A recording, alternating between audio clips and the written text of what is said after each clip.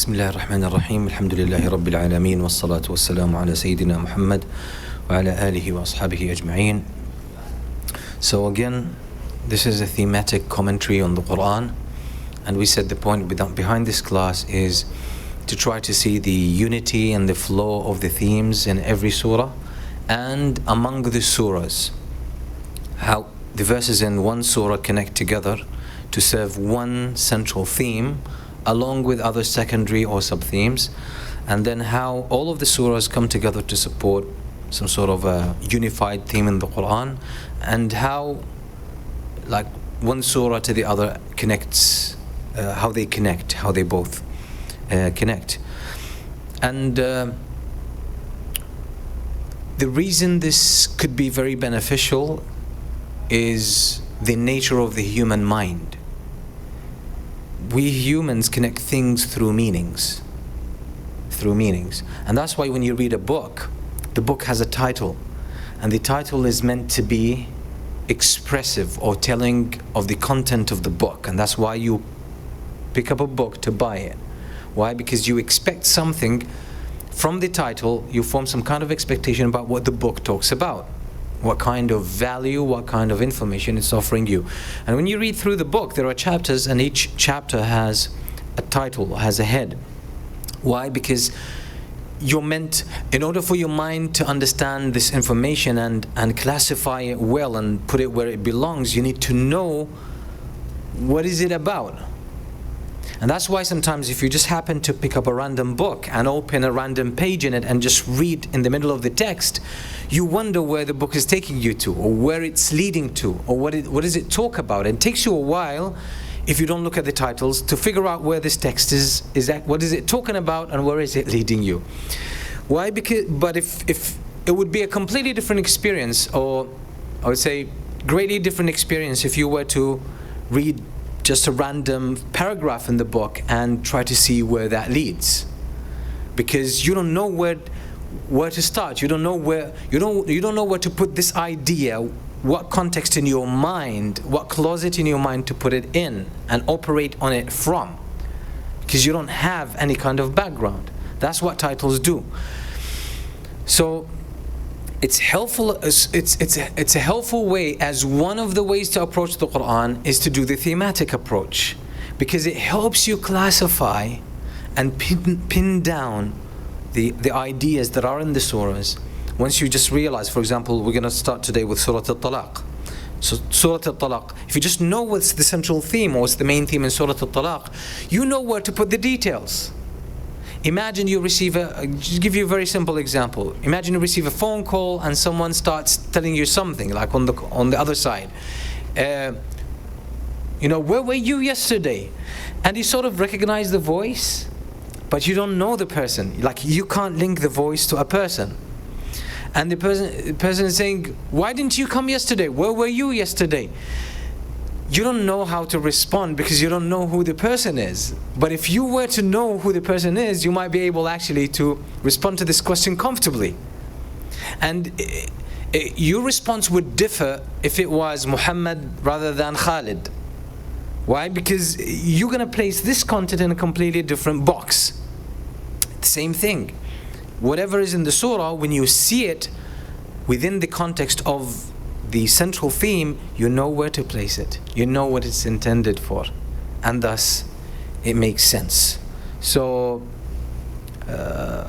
let's pick up from Surat Al-Talaq, which is where we left off last time. Last thing we talked about was Surat Al-Taghabun. And Surat Al-Taghabun is surah number 64 in the Quran. And we said the central theme in Surat Al-Taghabun, or the central verse, is verse number 9, and specifically يَوْمَ يَجْمَعُكُمْ لِيَوْمِ الْجَمْعِ ذَلِكَ يَوْمُ التَّغَابُنِ. When Allah gathers you to the day of gathering, when Allah gathers you on the day, that's the day of al-Taghabun. Al-Taghabun. And al-Taghabun is a word in the Arabic language that describes a very profound experience. Usually it's translated as loss or as being deceived, etc. But what it actually, the experience of al-Taghabun is when you do something inappropriate, you do an inappropriate thing, and you think you're getting away with it. You go against the law. You avoid paying your taxes, or you mess around at work, playing around with whatever loopholes you have in the system. And you think you're getting away with it, and you're outsmarting everyone else. You're cheating the system, and you think you're good. Thinking no one can catch you. No one's smart enough to catch you. To realize at the end, after a long period of time, that you've been caught every time you violated the system. But they kept it in your file, and they kept you under watch, and they gave you time to fix your ways, but you did not. And then you got to a point where you had to pay for all of your blunders that you thought you got away with. And you realize you're at a great loss. And you realize you were the fool in this whole scenario. That's what al-Taghabun really is. That's what al-Taghabun is. You think you're doing mistakes, or you're not acting well, and then you think you're getting away with it, and you think you outsmart everyone else. And what happens, actually, you are the dumbest person in this whole thing, all the way, but you had no clue. Only to find when it's too late. Only to find out when it's too late. That's the experience of al-Taghabun. Allah is warning us against this state. Day of Judgment is when many people realize that their life was just that experience. They thought they were smart. They thought they were getting away with everything. They thought they could play the game on their own terms, and they could sort of set the terms themselves for life, and they could avoid the instructions and the guidance of Allah, and they could still lead a good life. Only to realize that they just made all the wrong choices along the way, and now it's too late. That's what al-Taghabun is. So they thought they could outsmart Allah, but they realized at the end that they were fooling themselves. Allah actually talks about this in the Quran. He says, يُخَادِعُونَ اللَّهَ وَالَّذِينَ آمَنُوا وَمَا يَخْدَعُونَ إِلَّا أَنفُسَهُمْ وَمَا يَشْعُرُونَ. They are actively deceiving Allah and His Messenger. They're engaged in a process of deceiving Allah and His Messenger, and they think it's working. In fact, they are only deceiving themselves. But they feel it not. They don't even know it. They don't realize it. They will realize it on that Day of Judgment, when they realize it, when all the dots are connected, then they realize it will be too late. So that's what al-Taghabun is, and everything in the surah just talks about this. Surat al-Talaq now. Surat al-Talaq is number 65. And the central verse in Surat al-Talaq is verse number 1. The title is quite telling. Al-Talaq, divorce. It talks about divorce and the etiquettes of divorce. That's really what the surah is. So it sets the bar really high on the etiquettes of divorce, because what it says, divorce is part of the human experience. It could happen. And when it happens, then you carry yourself meticulously through the process. Why? Because usually when a couple divorce, they've had enough. Each one of them has had enough from the other person, and they're fed up. So it's very likely that people would see themselves as a victim, and thus would give themselves a warrant or an open permit or license to abuse the person. Why? Because they wronged me. I have all the right to take it back on them. I'm on the right. I can do whatever I please now. It's usually the case, whether it's the husband or the wife. They go to extremes in terms of doing injustice, because there's resentment, anger. Now it got even to a point of envy and jealousy, and outright enmity. So I'll do whatever it takes to get as much as possible out of this situation, and cause as much harm as possible to the other person. That's when taqwa appears.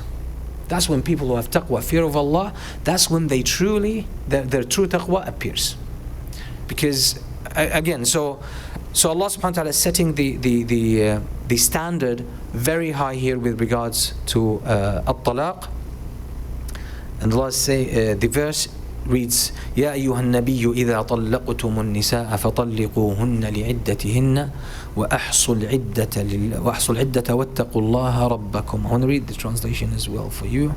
واتقوا الله لا تخرجوهن من بيوتهن ولا يخرجن إلا أن يأتين بفاحشة مبينة وتلك حدود الله ومن يتعد حدود الله فقد ظلم نفسه لا تدري لعل الله يحدث بعد ذلك أمرا. Inshallah, when we come to the second round where we will talk about each surah in detail, we're gonna delve into this verses full of wisdom.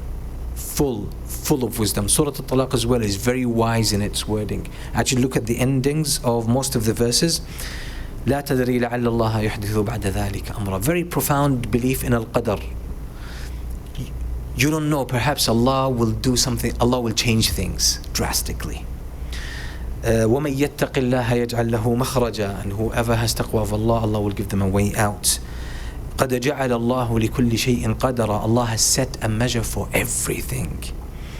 وَمَن يَتَّقِ اللَّهَ يَجْعَلْ لَهُ مِنْ أَمْرِهِ يُسْرًا. And whoever has taqwa of Allah, Allah will bring ease into his affairs, and so on and so forth. So there is a lot about al-Qadr, so there's a lot of wisdom in this surah.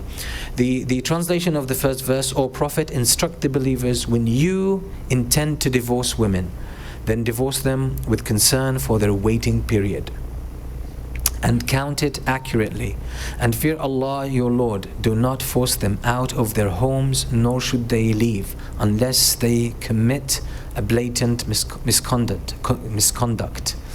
These are the limits set by Allah, and whoever transgresses Allah's limits has truly wronged his own soul. You never know, perhaps Allah will bring about change of heart later. So again, there's a lot of resentment, anger, frustration, hatred sometimes on both sides. Allah subhanahu wa ta'ala is setting the boundaries and making it very clear as to how this should be handled. And like divorced woman should stay in her house, which is her husband's house, if it's the first divorce or the second divorce. Third divorce is different, right?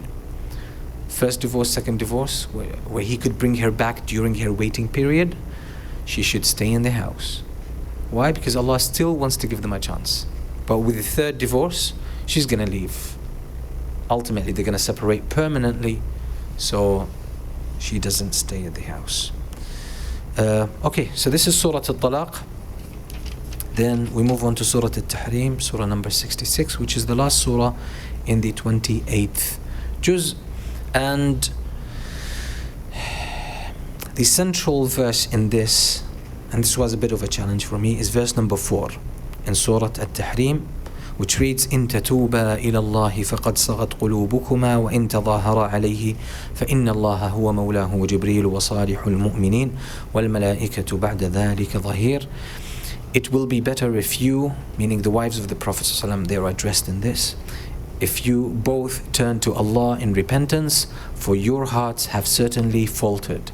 But if you continue to collaborate against him, then know that Allah himself and Allah is his guardian, and Jibreel alayhi salam and the righteous believers and the angels are all his supporters as well. This is about the story that happened where Aisha radiallahu anha and Hafsa, they were involved in an issue with Zainab, the other wife of the Prophet ﷺ as well, which the surah talks about. So in brief, the Prophet ﷺ used to go and visit Zainab, or his wife Zainab. When he spent his time with her, she had honey, special honey she used to get. And the Prophet ﷺ loved honey a lot. The Prophet ﷺ loved sweet things. So he would love as well, one of the descriptions of the Prophet ﷺ, كَانَ يُحِبُّ الشَّرَابَ الْحُلْوَ الْبَارِدِ. The Prophet ﷺ used to love cold or sweet cold drinks, or cold sweet drinks. And he used to love honey. Prophet ﷺ loved honey. So Zainab used to give him that honey every day. So jealousy among the wives of the Prophet ﷺ. Aisha radiyallahu anha, she conspired with Hafsa radiyallahu anhuma. She told her, you know, the Prophet ﷺ keeps going often, he frequents Zainab radiyallahu anha, and it's so maybe we could just come up with something that would get him not to spend more time, and he loves the honey that she offers him. So when he comes to you from Zainab, obviously he had the honey, you tell him, what is this bad smell? Like, I'll find a bad smell, an offensive smell. And the Prophet ﷺ was very careful about his smell, by the way. The Prophet ﷺ was that's why the Prophet ﷺ, although his own natural scent, body scent, was very sweet and beautiful as described by the companions, still the Prophet ﷺ, he loved at-tib. At-tib is good perfume. And I'm saying good perfume, yes, because at-tib comes from at-tayyib. Tayyib means good, pleasant, right? And not all perfumes are pleasant. Not all perfumes are pleasant. Some perfumes, are really quite offensive. Very strong, to the point that you can't call them even good scents. Obviously, tastes are different and vary, but yes, sometimes, like I remember sometimes I was leading the prayer and I smelled this kind of specific scent that one of the brothers was wearing, and I found it difficult even to go through the prayer. My nose started, getting congested. Again, so the Prophet ﷺ, he loved good smell. So when he was told that, there's an offensive smell, for him, he would take that to heart.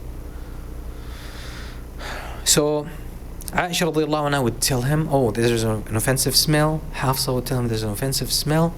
The Prophet said, there's nothing, I never applied anything to myself, and I haven't eaten any bad thing. The only thing I ate was the honey from Zainab. They would say, it's probably the honey then, probably that. So they did it a few times, to the point where the Prophet ﷺ said, I'm not going to eat that honey again. That's what the surah talks about. It talks about this incident. But what's the point? The point in the surah is how to treat the Prophet sallallahu alaihi wasallam. How to treat the Prophet sallallahu alaihi wasallam, which is, and although the advice is directed to the wives of the Prophet sallam, but this applies to everyone. It applies to every Muslim. Muslims who were living at the time of the Messenger sallam and Muslims today. So the Prophet sallam has a special place in our hearts. So we respect him, revere him as a person, as a prophet, and we look up to him as our role model. We take his guidance and his message. We take that to heart, and it means a lot to us. It's an important part of our personal makeup as a Muslim. So that's part of it.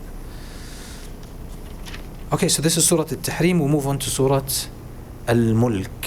Surat al-Mulk is one of the profound surahs really in the Quran. That's why the Prophet ﷺ said, whoever recites it before going to sleep, then inshallah he will be protected from adhab al-qabr, from the punishment of the grave. Recite it every night before you go to sleep. Okay, it is meant to protect you from adhab al-qabr, the punishment of the grave. That doesn't mean you have to recite it just before you put your head on the pillow. No, I mean before sleep, anytime, an hour, 2 hours, within the, let's say roughly speaking, within the 2 hours before sleep, good. It meets the hadith. It meets the hadith. The first verse in the surah is the central. It carries the central theme. تبارك الذي بيده الملك وهو على كل شيء قدير. Blessed is he whose hands, in whose hand is the dominion, who has power over all things. It's called Surat al-Mulk, the surah of dominion. That Allah has dominion.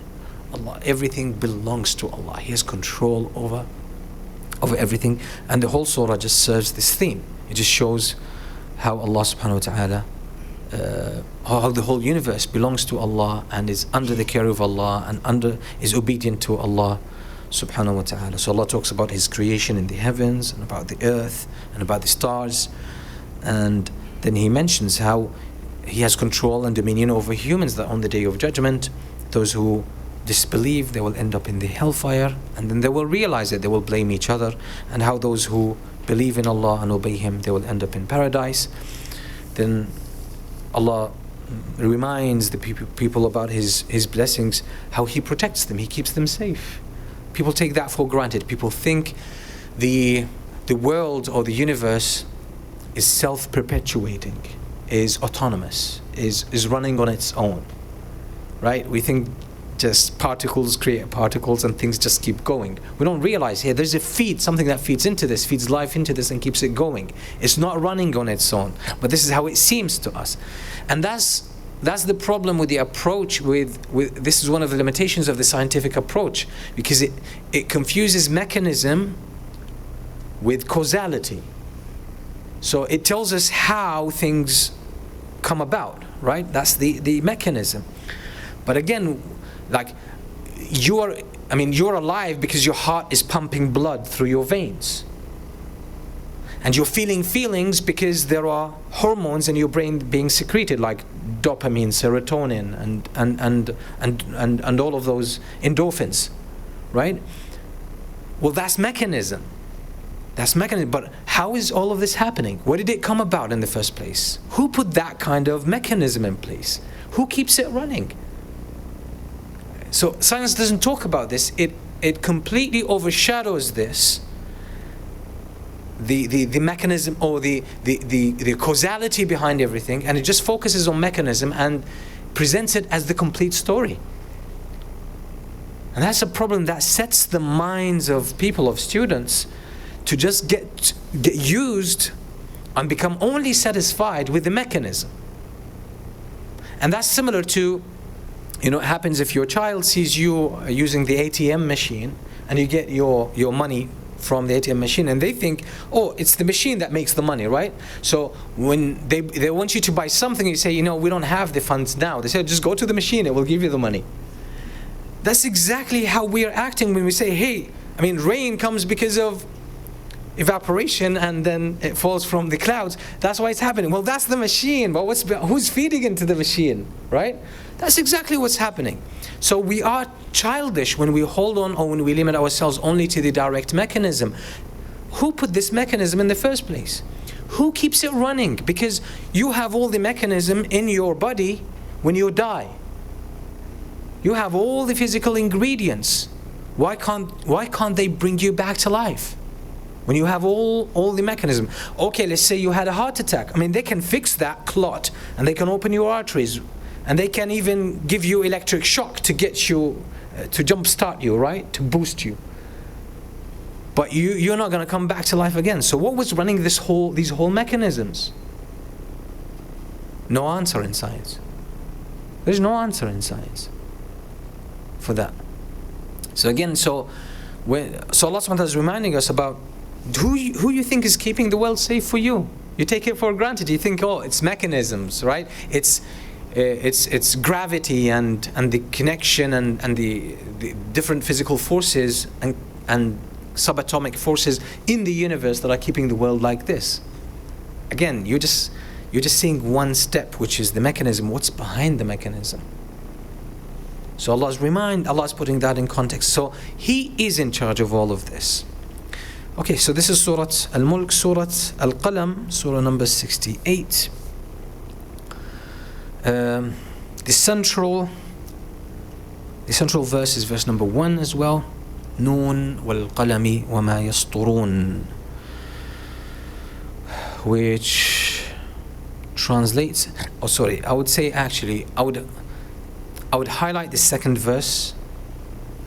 So again, and this is something I said last week, is that with surahs that have shorter verses, very short verses, sometimes it's not one verse that holds the central theme. Sometimes it's 2 or 3 or even 5 verses, because some short verses don't even make a sentence by themselves. They don't stand alone. So in this surah it's verse number 1 and 2, but number 2 highlighted. Nun wal qalami wa ma yasturun ma anta bi ni'mati rabbika bi majnun. Nun is the letter Nun. By the pen and what they inscribe, what they write, by the grace of your Lord, you, O Prophet, are not insane. So Surah Al-Qalam is actually about the authenticity of the message of the Prophet ﷺ, and that what he brought about is the truth and is the source of learning and is the source of learning.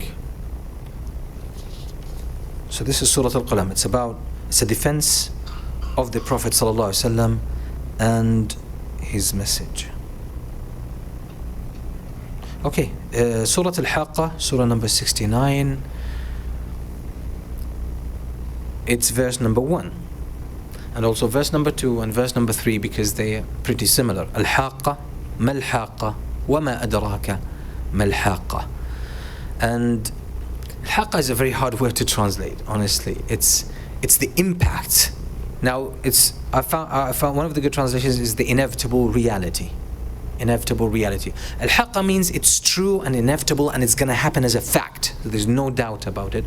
But Haqqah also has a striking power, even in the Arabic language. Al-Haqqah. These are very, I don't know, it's not an accurate description, but these are hot letters, very strong letters. Ha, qaf, Haqqah. And they're very emphatic. So there is this element. It's a very striking kind of word. It's very powerful. It has a big impact. It's more like a collision. It gives you an impact. So that's Al-Haqqah. And it's obvious. What does it talk about? It talks about the inevitability of the Day of Judgment, that it's true, and the impact is very powerful. And if you read the surah, that's really what it talks about. It talks about previous nations, that they disbelieved in the message, but the truth came to them. Allah took them out with a punishment.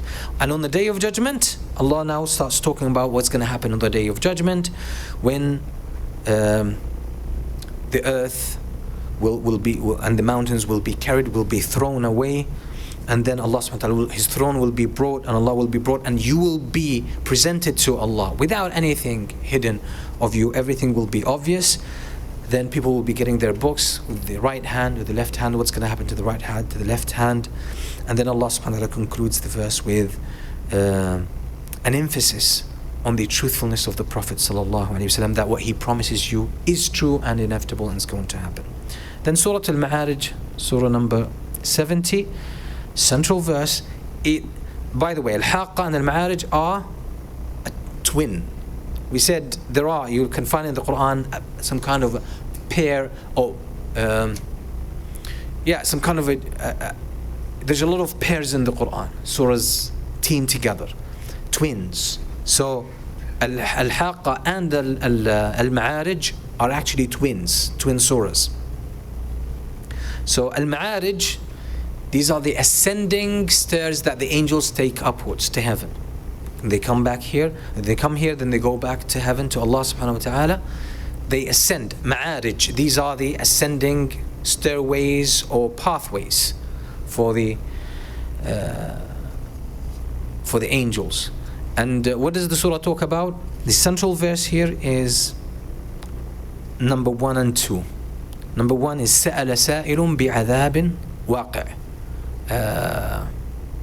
Let me translate it for you. A challenger has demanded a punishment bound to come. Literally, it's translated, someone asked about a punishment that is inevitable, that is certainly going to come. But that question was a challenge. It was not just an innocent question. So there is an element of challenge. لِلْكَافِرِينَ لَيْسَ لَهُ دَافِعٍ. That punishment will befall those who disbelieve, and they have no protection, no means to defend themselves against it. So Al-Haqqah talks about the inevitability of the Day of Judgment. Al-Ma'arij goes more specific, talks about the inevitability of the punishment on the Day of Judgment. So it talks specifically about the punishment, not the Day of Judgment in general, the punishment. So also it talks about the Day of Judgment, what's going to happen, how the skies will be removed, then the mountains will become soft, and people would not people will just push others away, even their family members, the closest ones to them. And then Allah talks about the hellfire. Then He describes how human beings are, their weaknesses, etc. Then He describes He gives the descriptions of the believers, and then He promises them paradise. And then He talks about those who disbelieve. Allah says, leave them until the punishment comes. So it's about the inevitability of the punishment on the Day of Judgment. So everything in the surah feeds into this. Move on to Surat Nuh, surah number 71. And It's called Nuh, and it talks about Prophet Nuh alayhi salam as an example of people who disbelieved, and they got the inevitable punishment in this world, and they will get the inevitable punishment in the hereafter. So the first verse is the central, it shows the central theme. إِنَّا أَرْسَلْنَا نُوحًا إِلَىٰ قَوْمِهِ أَنْ أَنذِرْ قَوْمَكَ مِنْ قَبْلِ أَنْ يَأْتِيَهُمْ عَذَابٌ أَلِيمٌ. Indeed, we sent Nuh to his people, so that with the message, warn your people, or warn them before a painful punishment befalls them. So Allah gives us an example of His inevitable punishment in this life and what's going to happen on the Day of Judgment, because at the end of the surah, Allah subhanahu wa ta'ala mentions مِمَّا خَطِيئَاتِهِمْ أُغْرِقُوا فَأُدْخِلُوا نَارًا. Because of their sins, they drowned in the flood, and thus they were entered into the hellfire. So punishment in this world and punishment in the hereafter. Then we move on to Surat al-Jinn, surah number 72. Surat al-Jinn talks basically about the jinn who listened to the recitation of the Prophet ﷺ when he was in Qiyam al-Layl reciting Quran, and thus they believed. They recognized the truthfulness of the message, and they went back to their people and they said, إِنَّا سَمِعْنَا قُرْآنًا أُنزِلَ مِن بَعْدِ مُوسَى. That we listened to revelation that was sent after Musa. So it's a revelation, it's truth, and they believed in it. And the Prophet ﷺ met the jinn a few times. He gave them, and one time he took with him Abdullah ibn Mas'ud. He met with them outside of Mecca, and he gave them the message. He shared the message with them. So there are companions among the jinn. There are Sahaba among the jinn. Yes, there are Sahaba among the jinn, those who met the Prophet sallallahu alaihi wasallam and believed in him from among the jinn. So the first verse say, قُلْ أُوحِيَ إِلَيَّ أَنَّهُ اسْتَمَعَ نَفْرٌ مِنَ الْجِنِّ فَقَالُوا إِنَّا سَمِعْنَا قُرْآنًا عَجَبًا. Say, O Muhammad, that it was revealed to me that a group from the jinn listened, meaning to the recitation of the Prophet sallallahu alaihi wasallam. So, and they said, we heard an amazing revelation or Quran book. This was the recitation of the Prophet ﷺ, so they believed. This is also a reminder to humans that there are believers even from the jinn, and even they recognize the genuinity of the message of the Prophet ﷺ.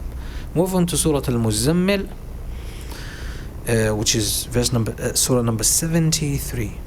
The central verse is actually the last verse, but not all of it, part of it, which says, وَمَا تُقَدِّمُوا لِأَنفُسِكُم مِّنْ خَيْرٍ تَجِدُوهُ عِنْدَ اللَّهِ هُوَ خَيْرًا وَأَعْظَمَ أَجْرًا. And whatever good you put forward for yourselves, you will find it with Allah, and it will be better and greater in reward. Because Surah al-Muzzammil, it says to the Prophet ﷺ, stand up and convey the message at a time when he was scared, when he was tired. And Allah recommends that he prays at night. إِنَّ نَاشِئَةَ اللَّيْلِ هِيَ أَشَدُّ وَطْئًا وَأَقْوَمُ قِيلًا. Actually, Allah made it an obligation of the Prophet ﷺ in the early stages to pray at night. It was wajib. It was wajib. Qiyam al-Layl, at some stage in the early stages of Islam, it was an obligation. It was an obligation.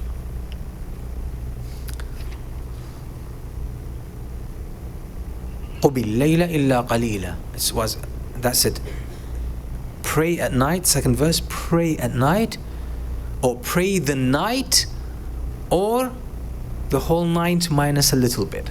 So the Prophet ﷺ had to pray the whole night or most of it, and the early believers as well. And then it talks about the Day of Judgment, what's going to happen, and it recommends the Prophet ﷺ stays patient. Then the last verse, Allah subhanahu wa ta'ala recommends that the Muslims pray at night, and to recite as much as possible from the Quran, and to establish the prayer and zakah, etc. And then Allah concludes it with, whatever you put forth, you will find it with Allah.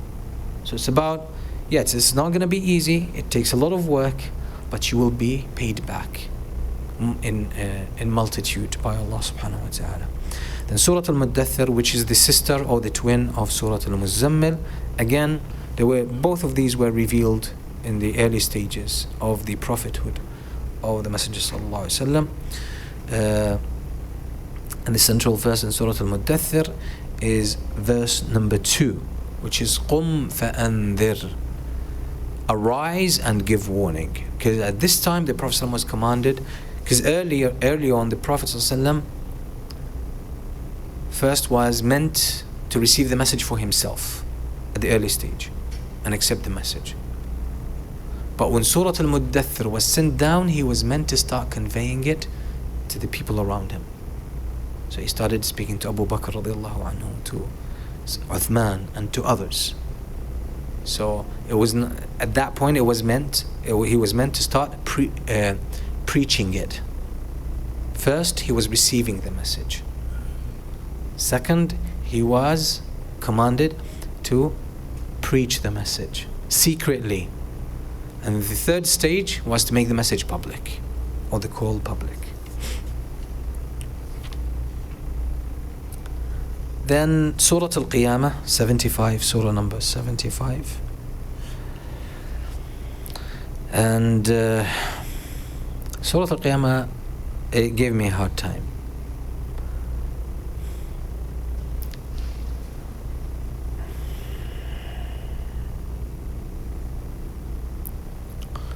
And I could not really pinpoint or put my finger on a verse that would carry the central theme. It's quite, the central theme is spread around the surah. It's spread around the surah. And this, I will share with you the central theme.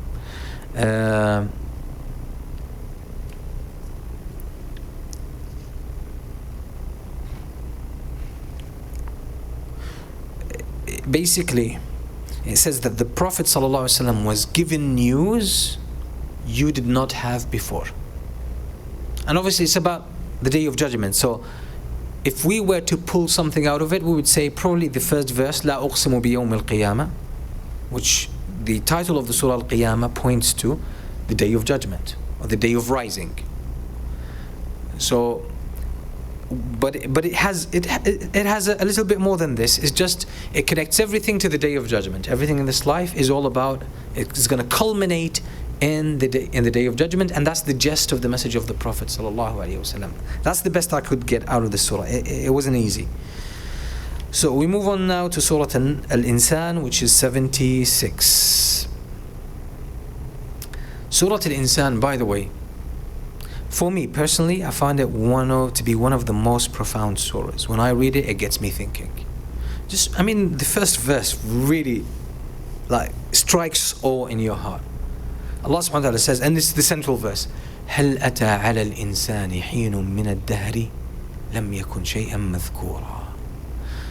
Allah says here, let me actually read you a better translation. Has there come upon man a period of time when he was not a thing? Has there ever been a time when man was not even a thing? Was not there? Or was not even a thing worth mentioning? It gets you to think. It really gets you to think. You came about after a period of non-existence. You were not there. And you came into the world. So there must be something behind it. And gets you to think about who you are, what you are, why you're here. And the surah actually treats this so beautifully, because afterwards Allah says, إِنَّا خَلَقْنَا الْإِنسَانَ مِن نُطْفَةٍ أَمْشَاجٍ نَبْتَلِيهِ فَجَعَلْنَاهُ سَمِيعًا بَصِيرًا. We created man. Allah, He says, I create man from a dot, from a clot that starts spreading and flourishing into flesh, to test him, to test man. That's why you came into this world. It's not like some accident brought you into this world. You were intended into this world. Your whole existence was intended into this world. Why? To test you. So there is a noble purpose behind your existence.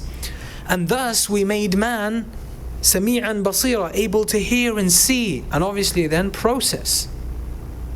So all of that is intentional. You are here for a reason after you had not been here. So that gets you to think about the story of man, the story of humans. And obviously this surah describes paradise so beautifully, really, like it's very, very visual.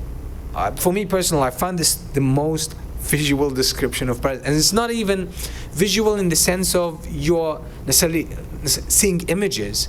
You feel images. You feel them in your heart as you're reciting. When Allah talks about the people in paradise, how He says, وَلَقَّاهُمْ نَضْرَةً وَسُرُورًا. Allah gave them these radiant faces. Their faces are radiant. Like there's light coming out of their faces, and there is youth coming out of their face, and comfort. You know, when someone is so happy, sometimes you see that, like they really live a good life. You see that comfort in their face. That's nadra wa surura, and deep sense of pleasure showing on their face. And Allah gave them, because of their patience, paradise and silk, beautiful clothes. مُتَّكِئِينَ فِيهَا عَلَى الْأَرَائِكِ. They're reclining on pillows and recliners. They don't see the heat of a sun, neither do they ever experience the cold, even cold breeze or cold wind. So there's no extreme temperatures. It's just within optimal temperatures in paradise. There's no extremes. وَدَانِيَةً عَلَيْهِمْ ظِلَالُهَا. And the branches are hanging over them. And they have fruits hanging that are at an arm's length. They can be reached with ease. And they do that intentionally. They intentionally lower themselves to be within reach, so they can be taken, they can be grabbed. وَيُطَافُ عَلَيْهِمْ بِآنِيَةٍ مِّن فِضَّةٍ وَأَكْوَابٍ كَانَتْ قَوَارِيرَ. And there are servants who going around them, offering them drinks. As they're there seated, enjoying themselves, and they're being offered drinks of different types and colors and tastes, and with beautiful cups and glass, different types of glass. قَوَارِيرَ مِن فِضَّةٍ. Some of those are made of silver. And they appreciate them so much. It's not like this is beauty and they're indifferent about it. They appreciate it. It meets an expectation that they have. So it sort of fills a need that they have. So they appreciate this type of service. وَيُسْقَوْنَ فِيهَا كَأْسًا كَانَ مِزَاجُهَا زَنْجَبِيلًا. And they're offered a drink, a sort of drink that is tempered with a hint of ginger. Not ginger ale. That's not another type of ginger drink. عَيْنًا فِيهَا تُسَمَّى سَلْسَبِيلًا. It comes from a spring there that is called Salsabil. Salsabil is flowing, is so smooth in its flowing and so generous. وَيَطُوفُ عَلَيْهِمْ وِلْدَانٌ مُخَلَّدُونَ إِذَا رَأَيْتَهُمْ حَسِبْتَهُمْ لُؤْلُؤًا مَنْثُورًا. And there are younger boys. And by the way, younger boys here, some people made wrong notions about this, but younger boys is just because this is something we don't have in our modern times, but throughout the ages in human history, it was one of the most beautiful times in a man's or in a father's life when his own sons reached a point where they could welcome guests into the house and offer them, whatever drinks or hospitality they had. That was a beautiful point for the man, that his children has reached an age where they could be not only independent, or they could they could receive a guest and they could handle a situation by themselves. They're growing into their independence and to their maturity. So this is something appreciated by almost all nations, by the way, but it's disappearing in our modern times as we're just spoiling kids. So that's part of that beauty, because these will be treated as their own children, their own, they're close to them, close servants to them.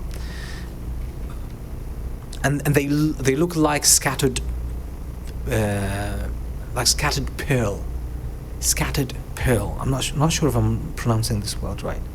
Anyway, وَإِذَا رَأَيْتَ ثَمَّ رَأَيْتَ نَعِيمًا وَمُلْكًا كِبْرًا. If you were to look and see, wherever you look, you'll just see so much goodness and so much goodly life. and absolute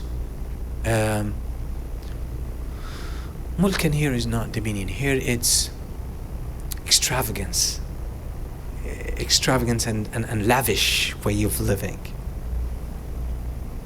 Anyway, it carries on. That would take us a long time, but so that's part of the story of man. Again, the surah talks about the story of man. Has there been a time when man was not even a thing to be mentioned? Okay, we move on to Surat al-Mursalat, which is the last surah in al-Juz 29th, and the central verse or two verses in Surat al-Mursalat is 14 and 15, which basically reads, وَمَا أَدْرَاكَ مَا يَوْمُ الْفَصْلِ وَيْلٌ يَوْمَئِذٍ لِلْمُكَذِّبِينَ. And what can make you know what is the day of judgment? Woe, that day to the deniers. So it talks about the day of judgment, that you don't know it, although you know it, but you don't know it. So you know it and you don't know it. You don't know the full scale of the day of judgment. You don't appreciate it as it truly deserves. What's the point on the day of judgment? Those who disbelieve, woe to them. That's what's going to happen. That's the bottom line. So it talks about the day of judgment, what's going to happen, and the punishment of those who deny and reject the truth. We move on to Juz Amma. We came to the last Juz. I'm going to move quickly. I was hoping we could finish today. Hopefully, if we just go quickly, we can do that. One second. So,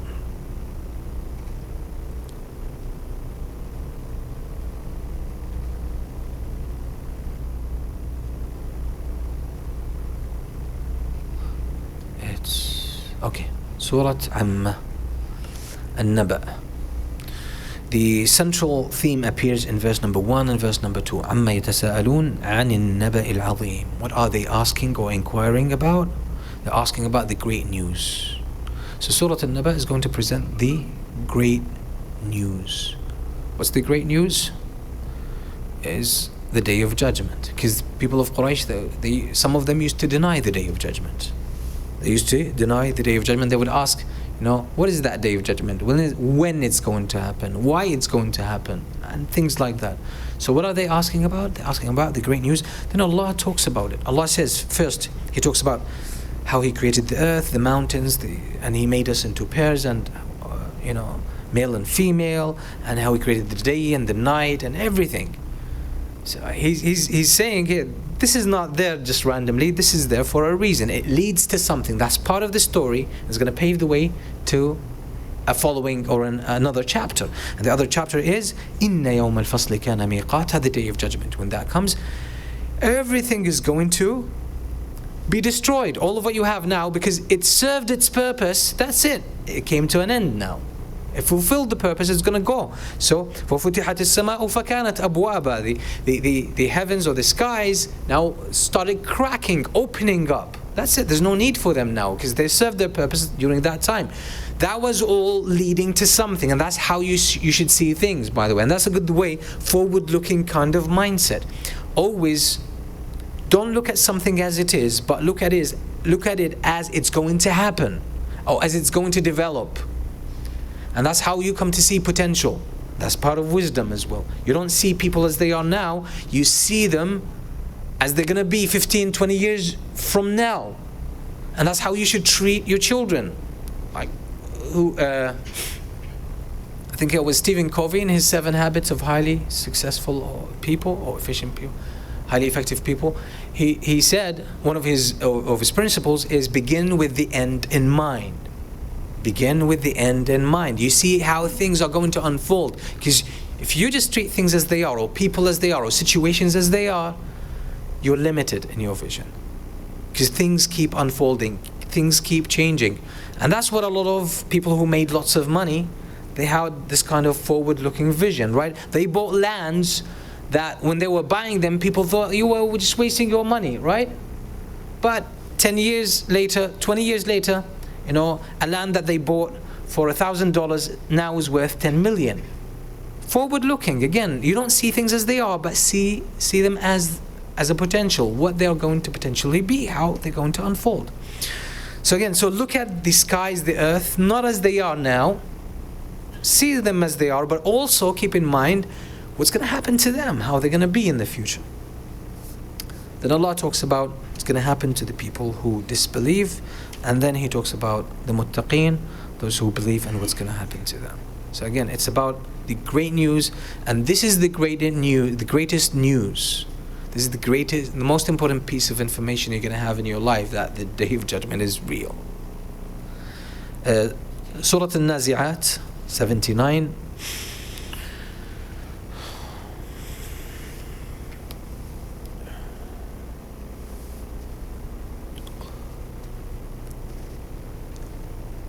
The central verse in Surat An-Nazi'at it echoes Surat An-Naba, the great news, the Day of Judgment.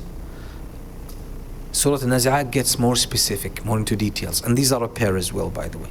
فَإِذَا جَاءَتِ الطَّامَّةُ الْكُبْرَى. Now, الطَّامَّةُ الْكُبْرَى, anyone who knows Arabic, they know like طامة is like the most, I would say, one of the most impactful words you could ever say to someone. Like, طامة is something that slaps you right in the middle of your face and covers your face. Something covers you, like slaps you and covers you completely and overtakes you. That's what al-Tammatul Kubra is, al-Tamma. Okay? So, again, if you want to insult someone in the Arabic language, you use a word from this root. Okay? Tamma. So, if you say to someone in Arabic, again, it's a fusha, and it's not like a cussing word, by the way. But if you say it to someone, I'm telling you, they're gonna take offense, really. Like, it's very offensive. And again, not in a way like it's a curse or a cussing. You say someone intam to an Arab man, like, I'm telling you, that's it. That's the end of this relationship. Okay, so tamma is something that takes you by surprise, strikes you, or slaps you right on the face, and it covers you up to the point you can't even breathe. You can't even breathe. So Allah says, فَإِذَا جَاءَتِ الطَّامَّةُ الْكُبْرَى. When this kind of overwhelming, overcoming experience, profound experience comes, فَإِذَا جَاءَتِ الطَّامَّةُ الْكُبْرَى, the biggest, the greatest ever. That's the biggest shock humans are going to have. The most profound experience humans are going to have, an experience of overwhelm, and something that when something overtakes you completely. And it was called an-Nazi'at. An-Nazi'at are the angels that pull, naza'a, the angels that pull your soul out of your body. So the surah is named after them. Why? Because death is the first moment this overwhelming experience is going to come to you. That's it. Because when the angels come and drag your soul, as occurs in one of the hadith, that a person who's dying, they will say to the angel of death that just give me a few more breaths. And the angel of death would say, I looked around for you and I found no breath for you. Your quota of breaths has run out. That's it. There's no more. I can't give you. There's nothing. I looked around and there's no breath for you. There's no more breath for you. That's a tamma. That's when it overtakes you and a person cannot breathe as they are dying. So that's Surat An-Nazi'at, because it really heavily talks about the Day of Judgment. It mentions the story of Musa alayhi salam with Fir'aun and what's going to happen on the Day of Judgment. Then Surat Abasa, which is Surah number 80. Surat Abasa starts with the story of Abdullah ibn Maktoum when he came to the Prophet, the blind person who came to the Prophet wanting to believe, and the Prophet was talking to the leaders of Mecca. He was hoping that they would listen, and when the blind person came, the Prophet just gave him a frown because he was busy with these men, and he was hoping that they would get convinced. So he's speaking with them, and he gave this man, although he was blind, he gave him a frown, and he wanted to avoid talking to him, and Allah reprimanded the Prophet ﷺ. Allah blamed the Prophet ﷺ for that, and he said, you should speak to the people who are seeking the message. They have more priority. They have more priority. So this was an incident, but the surah is actually about the mission, the reality of the mission of the Prophet ﷺ, that you are mainly a conveyor of the message. So the central verse, or the verse that reveals the central theme, as far as I believe, is verse number, let me see, which number was that? Yeah, 11 and 12. كلا إنها تذكرة فمن شاء ذكره. Allah is saying no, it's just a reminder, it's a message for whoever is seeking the truth or seeking the reminder. That's the reality of your mission, O Prophet Muhammad. You don't get to choose who to favor with your message. You just have to convey the message. That's your job.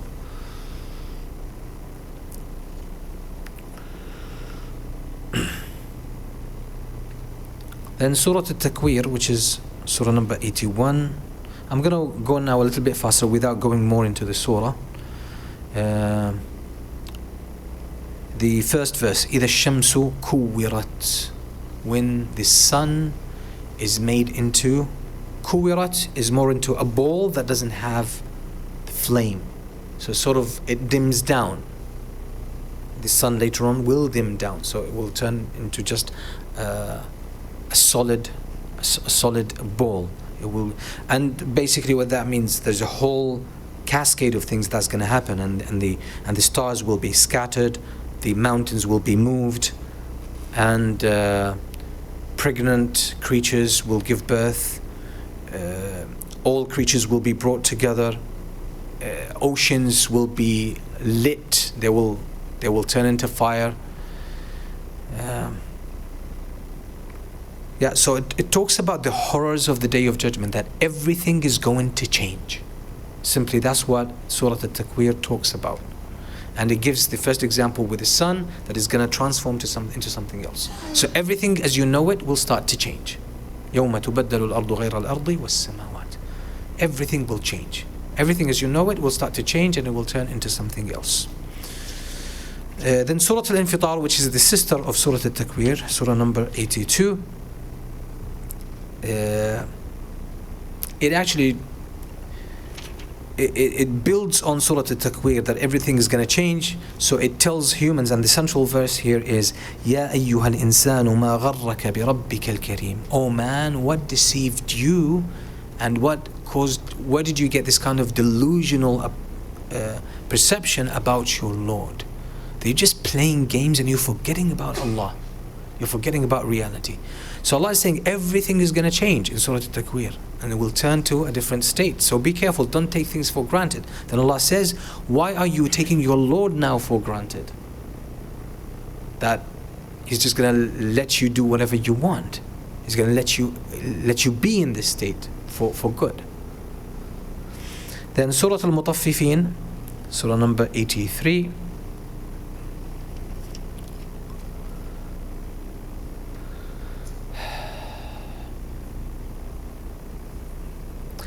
It basically, the central theme in Surah Al-Mutaffifin is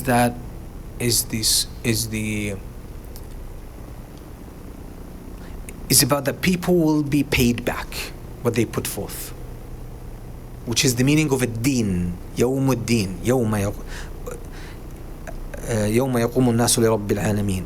Yes, يوم يقوم الناس لرب العالمين, which is everyone will be recompensed. And that's why the surah is divided into two sections. One talks about the people of the hellfire, the other one talks about the believers. So the central verse is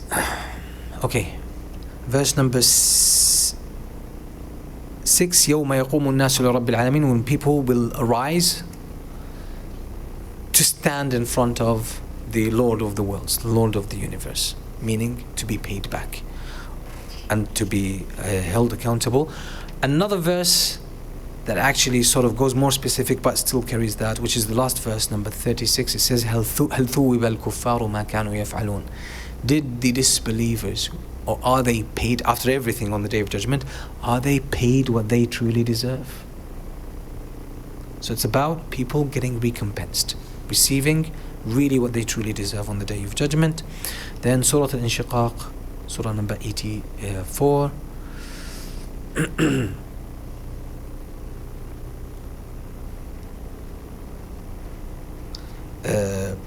Again, the central verse in Surah Al-Munafiqun is Surah Al-Inshiqaq, is Surah number 6, and it builds on Surah Al-Mutaffifin. Ya ayyuha al-insanu innaka kadihun ila rabbika kadhan famulaqih. Oh man, you are toiling in this life. You're going through hardship and pain. That's the nature of this life.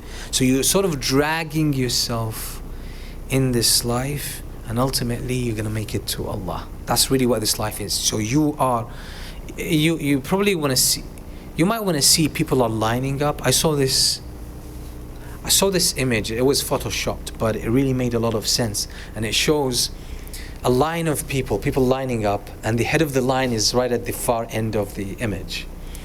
And people are just lining up. And at the end of the image, once the person reaches the end of the line or the head of the line, what happens? People are lifted up. People are dying, basically. So it shows that people in this life are just lining up, and each one is just waiting their turn to leave this world. Literally, that's what's in a sense is very powerful. This is what we're doing. We are lining up, whether we like it or not. We are lining up. Our time is going to come. It's set. And we're not lining up physically, but in terms of our time, there's a line. There's a line. And each one of us has a place in this line, has a spot in this line. And when the time people are at the head of the line are leaving, they're just leaving. So Allah is saying, Ya ayyuha al-insanu innaka kadihun. You are going through so much in this life. Only to what? To meet your Lord eventually. That's what's going to happen. So you will be, again, it takes the recompense, connects it to this life. You are on your way towards this. That's Surah Al-Inshiqaq. Then Surah Al-Buruj 85. Surah Al-Buruj, central theme is displayed in verses 12 and 13, which is Inna batsha rabbika lashadid innahu huwa yubdi wa yu'id. Indeed, the work or the punishment of your Lord is extremely powerful. Innahu huwa yubdi wa yu'id. He's the one who starts, initiates the creation, and makes it again, repeats it again. The first birth of humans and the second birth on the Day of Judgment, resurrection. So it's about the might of Allah. And it starts with the story of the believers who were put in the ditches and they were burnt in the fire. And it shows that, yes, believers might go through hardship and might go through pain and persecution, and bad people might seem to get away with it. Don't think that's it. You can't escape the grip of Allah subhanahu wa ta'ala. Inna batsha rabbika lashadid. The punishment of your Lord, the chastisement of your Lord is profound and powerful. He is the one who initiates and He creates you again. So if you think like someone who killed so many people, a tyrant, then they died, oh, they didn't get their punishment. Well, this world is not necessarily meant for punishment. They're not escaping, they're not getting away with that. Allah's going to take them. They're going to come back to Allah in the second creation, the second rising. Surah al-Talaq 86. Again, Surah al-Talaq for me is just like Surah al-Qiyamah. I could not pinpoint exactly the central verse, but the central theme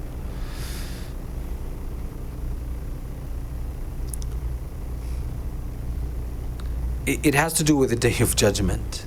It has to do with the Day of Judgment. For me, what really stood out was verse number 13. إِنَّهُ لَقَوْلٌ فَصْلٌ. It's about the Quran. It's a decisive statement. Meaning what the Quran tells you is true and decisive and is going to happen.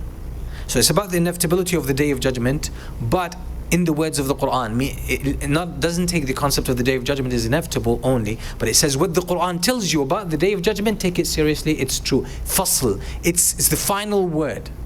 It's the final word. Then Surah Al-A'la, Sabbih Isma Rabbika Al-A'la, number 87. The first verse is Sabbih Isma Rabbika Al-A'la, glorify your Lord the Most High. It's about Allah being the Most High, and that's why you glorify Him, you worship Him, you devote your life for Him. Then Surah Al-Ghashiyah, number 88. The central theme appears in the last two verses. Inna ilayna iyabahum, thumma inna alayna hisabahum. 25 and 26. To us is their return, indeed, and upon us is their account, or their account, holding them to account. Their reckoning is upon us. That's end of the story. Their return is to us, and upon us is, the responsibility of holding them accountable. Surah Al-Fajr, 89. Isha is 9:30, right? Good. We might be able to finish actually. طيب. Al-Fajr, 89. Central. Okay. Central verse is, again, it's not very clear, but 24.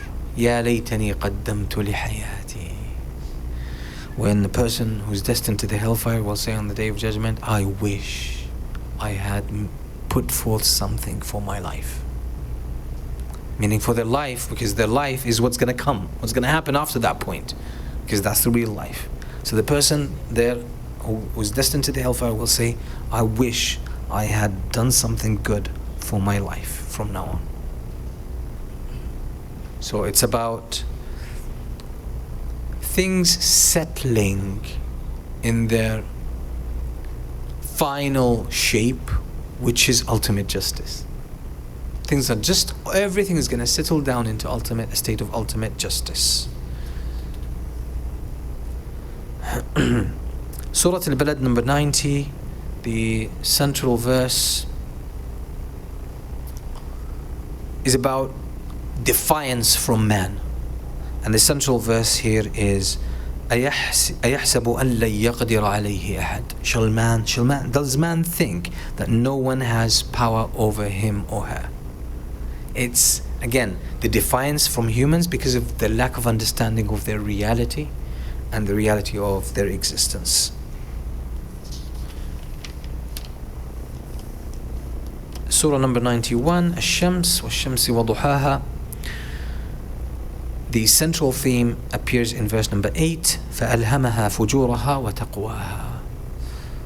Allah talks about the human self, that Allah enabled it with good, with the capacity to do good or do evil, to take good or path of good or path of evil. So we humans have the capacity to either choose good or evil. That's really what the surah talks about. Al-Layl, Surah Al-Layl 92,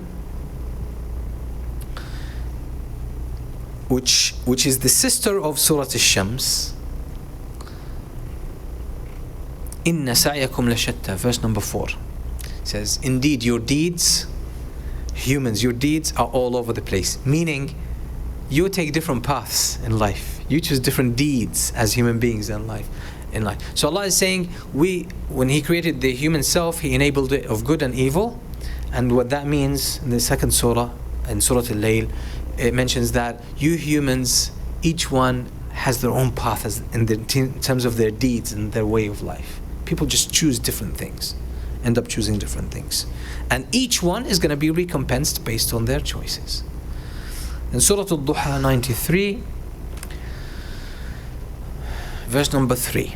93 and is the number of the surah. The central verse is verse number 3. مَا وَدَّعَكَ رَبُّكَ وَمَا قَلَى. Your Lord has neither left you nor has He detested you or hated you.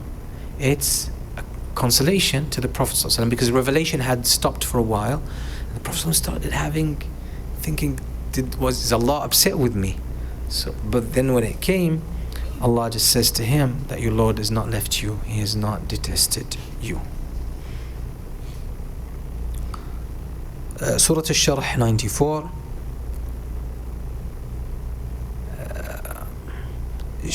Small surah, but wasn't easy. And I think the central theme appears in verse number 7 and 8, last two verses. فَإِذَا فَرَغْتَ فَانْصَبْ وَإِلَىٰ رَبِّكَ فَارْغَبْ. When you're done with your work, your daily work, which is da'wah of the Prophet ﷺ, like when you have time to yourself, fansab, work your body hard in worship. Meaning work yourself hard in worship. Work hard on your worship. It's time for you to work for the sake of Allah. Stand up in prayer. Stand up in prayer. When you have the time to yourself, stand up in prayer. Work hard in this. وَإِلَىٰ رَبِّكَ فَارْغَبْ. And let your pursuit be Allah. Seek Allah. Surah At-Tin 95. Central verse is last one, number 8. أَلَيْسَ اللَّهُ بِأَحْكَمِ الْحَاكِمِينَ. Isn't Allah the most wise of all wise? Of the all wise? He's the most wise. That's Allah subhanahu wa ta'ala. Why? Because He summarizes the human life and all of existence. He says that we created man in the best form, then we sent man to the lowest levels because of their bad deeds, except for those who believe. Summary of the human experience in this world. Then Surah al-Alaq, which is the first 5 verses, were the first to be revealed. Surah number 96. First verse is the central one. اقرأ باسم ربك الذي خلق. Recite or read in the name of your Lord who created. That means it's about initiation. It's about initiation. You were initiated, you were created. Allah, initiation of your existence is by the creation of Allah. Initiation of your guidance is when you read the book of Allah. When you read the book of Allah. Surah al-Qadr number 97. إِنَّا أَنزَلْنَاهُ فِي لَيْلَةِ الْقَدْرِ. Indeed, which is the first verse. Indeed, we sent it down, the Quran, at the night of al-Qadr, the night of power. It's about the Quran, it's about the special night. It's very straightforward. Now we're seeing a lot of surahs with one central theme. No complexity. Very straightforward. Surah al-Bayyinah 98. The central, or the verse that shows the central theme, is verse number 3. فيها كتب قيمة. فيها كتب قيمة, which is about the book of Allah subhanahu wa ta'ala that He sent to Prophet Muhammad sallallahu alaihi wasallam. That in it there are, here kutub is not books but meaning surahs. There are words of great value. And qayyimah here, of great value, and also it means straight, of a straight nature. So the words are straight, their guidance is straight, and they are valuable.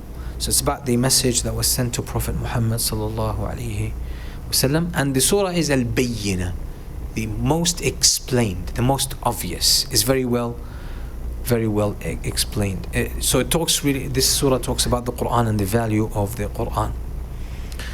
Then we have Surah al-Zalzalah. Surah al-Zalzalah again is about justice of Allah, that He recompenses everyone with justice, which is, I would say, last two verses, 7 and 8. فَمَنْ يَعْمَلْ مِثْقَالَ ذَرَّةٍ خَيْرًا يَرَهُ وَمَنْ يَعْمَلْ مِثْقَالَ ذَرَّةٍ شَرًّا يَرَهُ. Whoever does an atom's weight of good, they will see it, meaning they will receive it, and whoever does an atom's weight of evil, they will see it and receive it on the Day of Judgment. Justice as Allah recompenses. Al-Adiyat, Surah number 100, and the central verse here is number 8. It talks about man. وَإِنَّهُ لِحُبِّ الْخَيْرِ لَشَدِيدٌ. There was a debate with me about two verses, verse number 6, verse number 8. Verse number 6, إِنَّ الْإِنسَانَ لِرَبِّهِ لَكَنُودٌ. Man indeed is ungrateful to his Lord. He denies the blessings of Allah in his action and in his attitude. Or number 8, وَإِنَّهُ لِحُبِّ الْخَيْرِ لَشَدِيدٌ. And man is indeed has excessive love. Like man is saturated and is immersed in love of wealth and possessions. And basically it talks about the ungrateful nature of humans and the greedy nature of humans that they are supposed to overcome. Surah Al-Qari'ah 101, central verse is number 1, Al-Qari'ah. Al-Qari'ah as well is Qari'ah is like, Qari'ah is when you strike something with a sledgehammer. That's what Al-Qari'ah is. That's why when you give very sharp criticism to someone, they call it in Arabic taqri'. It's like you keep striking them with a hammer. Taqri'. Al-Qari'ah. So Qari'ah is gonna again strike people like a sledgehammer on the Day of Judgment, especially the ones who do bad. So the essential verse is number 1, and Surah Al-Takathur 102, essential verse is number 1, Alhaakum al-Takathur. You were distracted and you were sort of taken and become preoccupied with amassing wealth, children, possessions, status, etc. So this greedy nature of the humans that I want more, this has distracted you from the truth. And Surah Al-Asr, and again, like the whole surah it shows the central theme. It's 3 verses, so it's hard to pinpoint one. It's the whole surah really. It's the whole surah. So, but what the central theme is that, again, summarizes the existence of humans. Humans are in loss unless they believe, do righteous deeds, and then enjoin the truth and patience. Basically, follow the guidance from Allah. And Surah Al-Humazah 104, it talks or it criticizes bad behaviors, social behaviors, Humazah and Lumazah, people who mock and people who backstab others. Okay, so verse number 1, Waylun likulli humazatin lumazah. Surah Al-Fil 105, the central theme is about the might of Allah subhanahu wa ta'ala, that He's the one who protects and helps those who are helpless. Alam tara kayfa fa'ala rabbuka bi ashabil fil. Haven't you seen what your Lord did with the people of the elephant? Meaning that when humans run out of means, Allah subhanahu wa ta'ala, you should always, attach your heart and mind to the might of Allah subhanahu wa ta'ala. Then Surah Quraysh 106, it's really about the blessings of Allah upon people.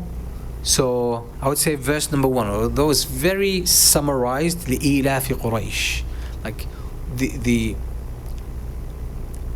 this arrangement that Allah had for the people of Quraysh, their location, and He's enabling them to travel during winter and summer and do business, this whole thing. So basically means remember the blessings of Allah upon you and thus be thankful. So verse number 1, I would say Al-Ma'un 107, أَرَأَيْتَ الَّذِي يُكَذِّبُ بِالدِّينِ. Haven't you seen the one who disbelieves in the day of judgment? They deny it. They didn't deny that.